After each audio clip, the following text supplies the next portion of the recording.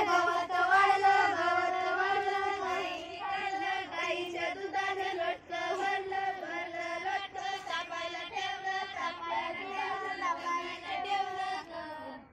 आमच्या शेतात गवत वाढलं गवत गाईने खाल्लं गाईच्या दुधाचं लोटकं भरलं लोटकं तापायला ठेवलं तापल्या दुधाचं लोणी काढलं आमच्या शेतात गवत वाढलं गवत गाईने खाल्लं गाईच्या दुधाचं लोटकं भरलं लोटकं तापायला ठेवलं तापल्या दुधाचं लोणी काढलं